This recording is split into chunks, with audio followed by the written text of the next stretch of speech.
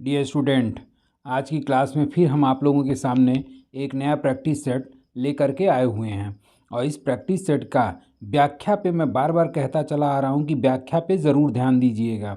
और ये व्याख्या जो है आप लोग कॉपी पेन के साथ इसको नोट करते जाइएगा। तो आते हैं पहले क्वेश्चन पे। और पहला क्वेश्चन ये है कि भारत का सबसे लंबा दिन होता है। तो भारत का सबसे लंबा दिन आपका 21 जून को होता है। और 21 जून को ही सूर्य उत्तरी गोलार्ध में लंबवत चमकता है। और उत्तरी गोलार्ध में गर्मी के दिनों में गर्मी के दिनों में आपका 21 जून को भारत का सबसे लंबा दिन होता है। अगला क्वेश्चन यह है कि निम्नलिखित में कब से उत्तर प्रदेश सरकार द्वारा एक जिला एक उत्पाद योजना की शुरुआत की गई। तो इसका आंसर आपका हो जाएगा 24 जनवरी 2018। 24 जनवरी 2018 को एक जिला एक उत्पाद योजना की शुरुआत की गई। और सबसे पहले इस योजना का शुरुआत जो है वो विश्व में किस देश के द्वारा किया गया। तो विश्व में सबसे पहले आपका जापान ऐसा देश था जिसने अपने यहाँ एक जिला एक उत्पाद योजना का शुभारंभ किया था। और ये जापान किस सन में किया था। तो 1979 में। और इसी की तर्ज पर भारत में भी आपका उत्तर प्रदेश सरकार द्वारा एक जिला एक उत्पाद योजना की शुरुआत 24 जनवरी 2018 को की गई। अब इसमें आपका जो क्वेश्चन यूपी स्पेशल में बना हुआ है वो आज तक यही बना हुआ है कि ये शुरुआत वाला क्वेश्चन हो गया। उसके बाद से इस एक जिला और एक उत्पाद योजना का प्रारंभ करने का मुख्य उद्देश्य क्या था। तो इसका मुख्य उद्देश्य था लघु तथा मध्यम उद्योगों को बढ़ावा देना। उसके साथ साथ अंतर्राष्ट्रीय या फिर राष्ट्रीय बाजार में उस प्रोडक्ट को काफ़ी ज़्यादा लोकप्रिय बनाना और एक ब्रांड के रूप में स्थापित करना। जैसे अब यूपी के ही कुछ ऐसे ज़िले हैं जहाँ पे स्पेशली उन चीज़ों का निर्माण किया जाता है। जैसे गाजीपुर है तो गाजीपुर में जूट हैंगिंग उत्पाद काफ़ी ज़्यादा फेमस है। एटा है तो एटा में घुंघरू, पीलीभीत की बांसुरी बहुत फेमस है। मुजफ्फरपुर अयोध्या का गुड़ बहुत फेमस है। भदोही मिर्ज़ापुर का कालीन बहुत फेमस है। जो इन सारी चीज़ों का उत्पादन पर्टिकुलर इसी ज़िलों में विशेष तौर पर किया जाता है। तो इससे भी आपकी परीक्षाओं में क्वेश्चन पूछ देता है कि उत्तर प्रदेश का जनपद और वो जनपद किस उत्पाद के लिए फेमस माना जाता है। तो इसको भी आप लोग साइड में देख लीजिएगा। अगला क्वेश्चन आता है कि राष्ट्रीय मतदाता दिवस कब मनाया जाता है। तो राष्ट्रीय मतदाता दिवस जो है वो आपका 25 जनवरी को प्रत्येक वर्ष मनाया जाता है। 25 जनवरी। और ये राष्ट्रीय मतदाता दिवस की जो शुरुआत हुई थी ये शुरुआत कब से हुई थी। तो ये शुरुआत भारत में सन 2011 में शुरू किया गया। और जो अभी 2023 का राष्ट्रीय मतदाता दिवस का जो थीम है इस थीम को भी नोट कर लीजिए। Nothing like voting I vote for sure. मतलब मतदान जैसा कुछ भी नहीं, मैं निश्चित वोट करता हूँ। तो इस तरीके से आपका 25 जनवरी को आपका राष्ट्रीय मतदाता दिवस के रूप में प्रत्येक वर्ष मनाया जाता है। और 2023 का जो थीम था वो nothing like voting I vote for sure. और इस राष्ट्रीय मतदाता दिवस की जो शुरुआत हुई थी वो आपका 2011 में किया गया था। अगला क्वेश्चन कि भारत सरकार का कौन सा अधिकारी सदस्य न होते हुए भी भारतीय संसद की कार्यवाही में भाग लेने का अधिकार रखता है। तो इसका आंसर हो जाएगा अटॉर्नी जनरल। और ये अटॉर्नी जनरल का वर्णन जो है ये संविधान के आर्टिकल 76 में दिया गया है। और इसी आर्टिकल 76 के अंतर्गत राष्ट्रपति जो होता है वो भारत के महान्यायवादी, अटॉर्नी जनरल की हिंदी होती है महान्यायवादी। और यही राष्ट्रपति भारत के महान्यायवादी की नियुक्ति करता है। और ये जो महान्यायवादी होता है कोई भी व्यक्ति जो सुप्रीम कोर्ट में न्यायाधीश नियुक्त होने की योग्यता रखता हो राष्ट्रपति उसे अटॉर्नी जनरल के रूप में नियुक्त करेगा, जिसका वर्णन 76 में है। और ये महान्यायवादी जो होता है भारत सरकार का सबसे बड़ा कानूनी अधिकारी होता है। और यह कानून संबंधी परामर्श भारत सरकार को देता है। और इसी के संबंध में ये जो क्वेश्चन है इस क्वेश्चन के संबंध में जो व्याख्या दी गई है वो आर्टिकल 88 में दी गई है। और इसी आर्टिकल 88 में ये कहा गया है कि वह कौन सा व्यक्ति है जो संसद का सदस्य नहीं होता लेकिन संसद की कार्यवाही में भाग लेता है, उसमें विचार रखता है किंतु मतदान नहीं कर सकता। तो वो आपका होता है अटॉर्नी जनरल, और जिसका व्याख्या जो है आर्टिकल 88 के अंतर्गत किया गया है। अब आते हैं अगले क्वेश्चन पे कि राज्य में संस्कृति विभाग की स्थापना किस वर्ष की गई थी। तो राज्य में जो संस्कृति विभाग की जो स्थापना की गई थी वो किया गया था 1957 में, और इसी 1957 में उत्तर प्रदेश में संस्कृति विभाग की स्थापना की गई। अगला क्वेश्चन कि लिस्बन किस देश की राजधानी है। तो लिस्बन आपका जो है वो पुर्तगाल की राजधानी है, और इस पुर्तगाल की मुद्रा को भी ध्यान में रख लीजिए। पुर्तगाल की जो मुद्रा है वो है आपका यूरो। अगला क्वेश्चन कि निम्न लोक नृत्यों में कौन सा राजस्थान के साथ जुड़ा हुआ है। तो इसका आंसर आपका हो जाएगा गेर, और ये गेर लोक नृत्य जो है वो किससे संबंधित है, तो राजस्थान से।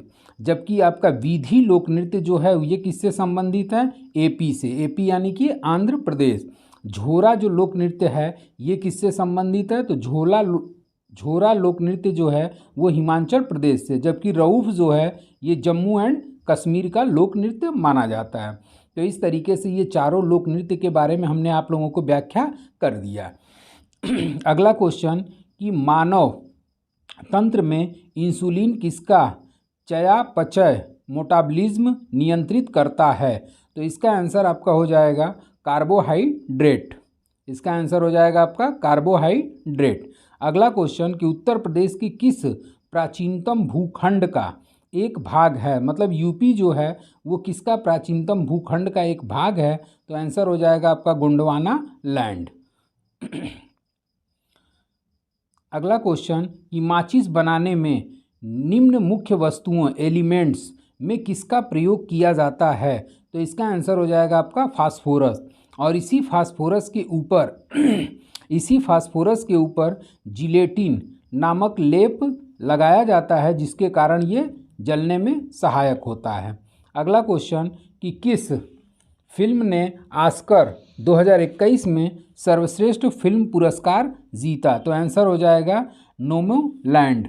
इसके साथ साथ आपका ये 2021 का है, जबकि आपका रिसेंटली कौन सा आ चुका है, तो 95वां ऑस्कर अवार्ड आ चुका है, 95वां ऑस्कर अवार्ड। और इसकी घोषणा की गई थी आपका 12 मार्च 2023 को 12 मार्च 2023 को, और इसी 12 मार्च 2023 को लॉस एंजल्स यूएसए में 95वें ऑस्कर अवार्ड की घोषणा की गई। और इसमें जो सर्वश्रेष्ठ फिल्म का पुरस्कार जीता था वो सर्वश्रेष्ठ film Everywhere All at Once, Everywhere All at Once. उसके बाद से आपका अगला क्वेश्चन आता है, और अगला क्वेश्चन आपका है बैरोमीटर का आविष्कार किसने किया था। तो बैरोमीटर का आविष्कार करने वाले जो व्यक्ति हैं वो आपका आंसर हो जाएगा टेरी सेली। और इसी टेरी सेली के द्वारा 1664 ईस्वी में इटली में आपका बैरोमीटर का इनके द्वारा आविष्कार किया गया। और इसके साथ साथ ये बैरोमीटर जो होता है ये वायु दाब मापी एक यंत्र के रूप में इसका उपयोग किया जाता है।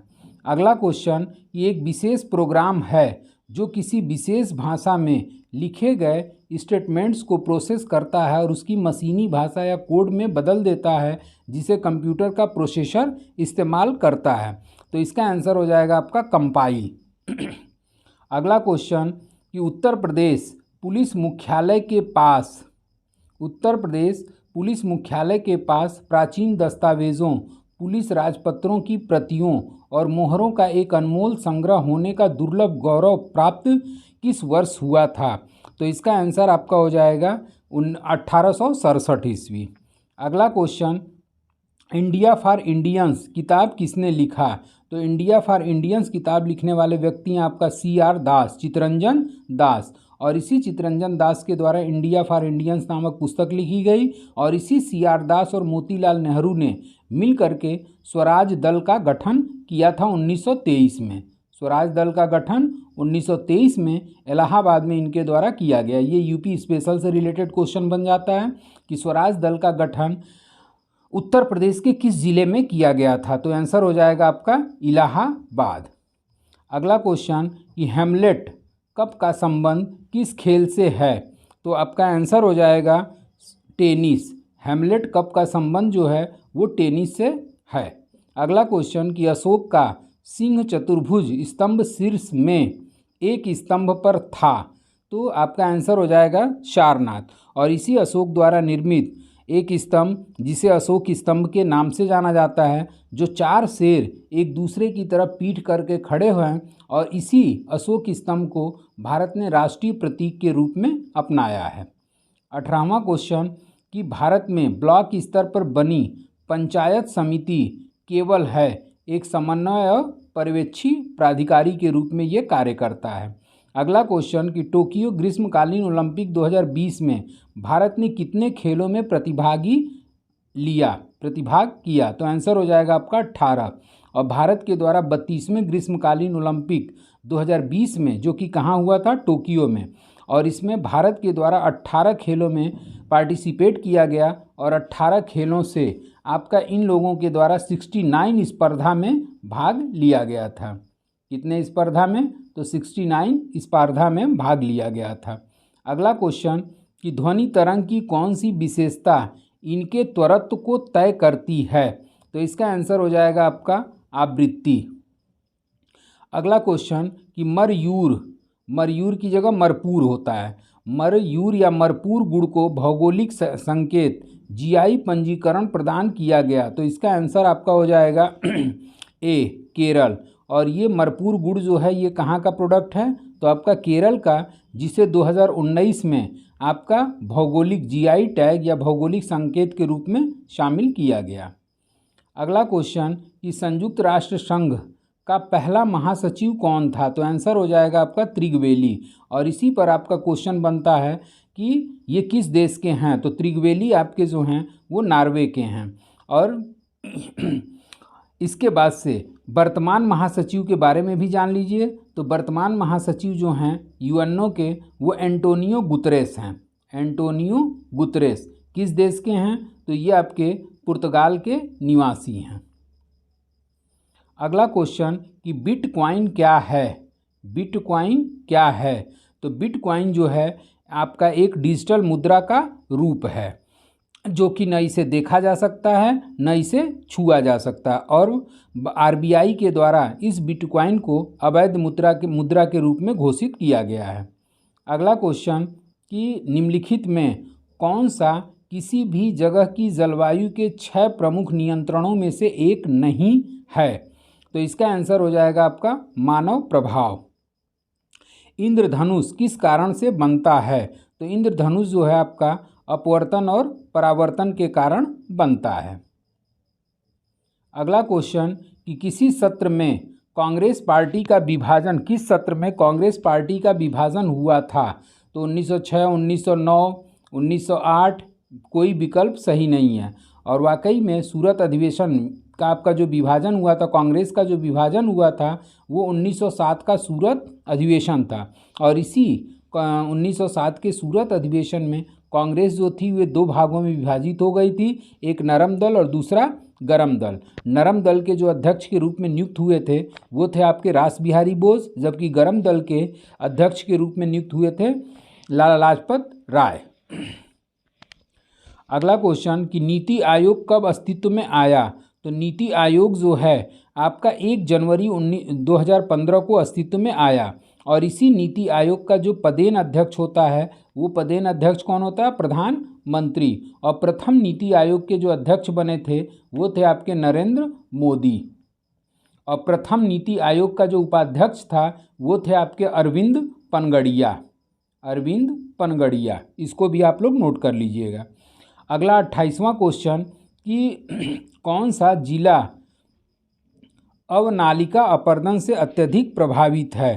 तो आंसर हो जाएगा आपका इटावा। और ये जो आपका उत्तर प्रदेश का चंबल एवं यमुना का जो अपवाह क्षेत्र है, जो कि इटावा और जालौन साइड में पड़ता है, ये चंबल और यमुना के अपवाह क्षेत्र अवनानिक अपरदन से सबसे ज़्यादा प्रभावित माना जाता है। अगला क्वेश्चन कि भारत के किस राज्य को चावल का कटोरा राइस बाउल कहा जाता है? तो आंसर हो जाएगा आपका आंध्र प्रदेश। एक क्वेश्चन ध्यान दीजिएगा कि इसमें एक क्वेश्चन ये पूछता है कि धान का कटोरा किसको कहते हैं? तो भारत में धान का कटोरा जो है वो आपका छत्तीसगढ़ को कहा जाता है। अगला क्वेश्चन कि अंतर्राष्ट्रीय न्यायालय में न्यायाधीशों की संख्या निर्धारित है? तो अंतर्राष्ट्रीय न्यायालय में कुल न्यायाधीशों की संख्या आपका 15 है और ये 15 न्यायाधीशों की नियुक्ति सुरक्षा परिषद की सिफारिश पर महासभा के द्वारा किया जाता है और अंतर्राष्ट्रीय न्यायालय के न्यायाधीशों का जो कार्यकाल है वो आपका 9 वर्ष का होता है और 9 वर्ष की समाप्ति के बाद यह पुनः इस पद पर निर्वाचित किए जा सकते हैं। उसके साथ साथ ये अंतर्राष्ट्रीय न्यायालय कहाँ स्थित है? तो अंतर्राष्ट्रीय न्यायालय हेग में स्थित है और अंतर्राष्ट्रीय न्यायालय में वर्तमान में कार्यरत जो भारतीय न्यायाधीश हैं वो आपके दलबीर भंडारी हैं। ये सारे क्वेश्चन आप लोग जरूर नोट कर लीजिएगा, इससे आने की संभावना बन जाती है। अगला क्वेश्चन कि उत्तर प्रदेश वन विभाग की स्थापना किस वर्ष की गई? तो आंसर हो जाएगा आपका 25 नवंबर 1974। अगला 32वां क्वेश्चन कि लोकप्रिय त्यौहार चावोथ किस भारतीय राज्य से संबंधित है? तो आपका इसका आंसर हो जाएगा लोकप्रिय त्यौहार चौथ जो है वो किससे संबंधित है? तो आंसर हो जाएगा आपका गोवा और ये गोवा में गणेश चतुर्थी त्यौहार के अवसर पर ये चावोथ त्यौहार को मनाया जाता है। अगला क्वेश्चन कि भारत में कागजी नोट मुद्रा जारी करने का पूर्ण अधिकार किसके पास है? तो आंसर हो जाएगा आपका आरबीआई और इसी आरबीआई की स्थापना जो की गई थी आरबीआई एक्ट के अंतर्गत 1 अप्रैल 1935। ये भी क्वेश्चन आपके परीक्षाओं में अक्सर पूछता है कि 1 अप्रैल 1935 को आरबीआई की स्थापना की गई और ये कहाँ पर की गई थी? तो कोलकाता में। और 1937 में इसी आरबीआई का ट्रांसफ़र कहाँ कर दिया गया? तो इसका ट्रांसफ़र कर दिया गया बम्बई, जो वर्तमान में भी आरबीआई का मुख्यालय बॉम्बे में या मुंबई में स्थित है। अगला क्वेश्चन कि अंतर्राष्ट्रीय ब्रिक्स बैंक का मुख्यालय कहाँ स्थित है? तो इसका आंसर हो जाएगा आपका शंघाई चीन में और ये जो ब्रिक्स बैंक है इसकी स्पेलिंग होगी BRICS और इसी ब्रिक्स में आपके B for Brazil, R for रूस, I for India, C for China, S for south Africa, ये आपके 5 देशों का समूह है जो कि ब्रिक्स बैंक के मेंबर के रूप में शामिल है और इसका मुख्यालय शंघाई चीन में स्थित है। अगला क्वेश्चन कि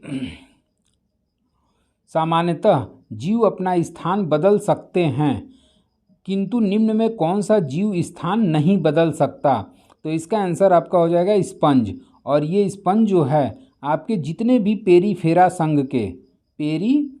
संघ के जितने भी जीव जंतु हैं जैसे कि स्पंज हो गया, स्पंज जो है ये खारे पानी में पाया जाता है और ये पेरीफेरा संघ के जितने भी जीव जंतु होते हैं इनके शरीर पर असंख्य छिद्र पाए जाते हैं और ये जीव अच्छी तरह से एक स्थान से दूसरे स्थान पर नहीं जा सकते। तो ये इसका आंसर आपका हो जाएगा स्पंज, जो कि पेरीफेरा संघ का एक जीव माना जाता है। 36वां क्वेश्चन कि उत्तर प्रदेश में सर्वाधिक सिंचाई निम्नलिखित में किस साधन से होती है? तो इसका आंसर हो जाएगा आपका कुएं तथा नलकूप के माध्यम से। और प्रदेश में सर्वप्रथम इसका प्रयोग कब किया गया था? तो 1930 में मेरठ में इसका उपयोग किया गया था।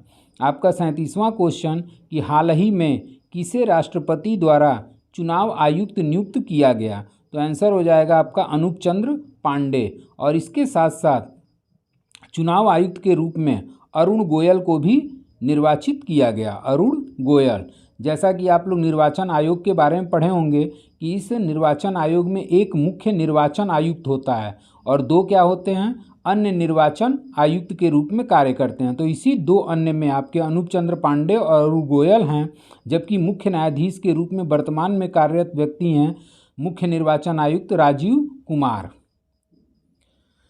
अगला क्वेश्चन कि भारत में लोदी वंश का अंतिम शासक कौन था? तो भारत में लोदी वंश का जो अंतिम शासक था वो इब्राहिम लोदी और इसी इब्राहिम लोदी और बाबर के मध्य इब्राहिम लोदी और बाबर के मध्य पानीपत का प्रथम युद्ध 1526 ईस्वी में हुआ और इसी 1526 ईस्वी में पानीपत के प्रथम युद्ध में इब्राहिम लोदी बुरी तरीके से पराजित हुआ और युद्ध भूमि में मारा गया। और इस पर एक अगला क्वेश्चन बन जाता है कि दिल्ली सल्तनत का वह एकमात्र शासक कौन था जो युद्ध भूमि में मारा गया। तो इसका आंसर हो जाएगा इब्राहिम लोदी। और इस तरीके से इब्राहिम लोदी वंश का अंतिम शासक हुआ जो युद्ध भूमि में मारा गया और बाबर विजयी हुआ। और इसी के बाद दिल्ली सल्तनत का अंत हो गया और भारत में एक नए वंश की स्थापना हुई जिसे मुगल वंश के नाम से जाना गया। और ये मुगल वंश की स्टार्टिंग हो जाती है 1526 से लेकर के आपका 1857 ईस्वी तक। और इसी 1857 ईस्वी के बाद आपका मॉडर्न इंडिया या मॉडर्न हिस्ट्री शुरू हो जाता है। और इसी मॉडर्न हिस्ट्री में 1857 की क्रांति से लेकर के 1947 तक का इतिहास पढ़ा जाता है। तो इस तरीके से हम 37 क्वेश्चन आप लोगों को सॉल्व करा दिए, 37-38 क्वेश्चन। और इसको आप लोग व्याख्या पर जरूर ध्यान देते रहिएगा, मैं बार बार कह रहा हूँ। तो आज के लिए बस इतना ही। Thank you so much.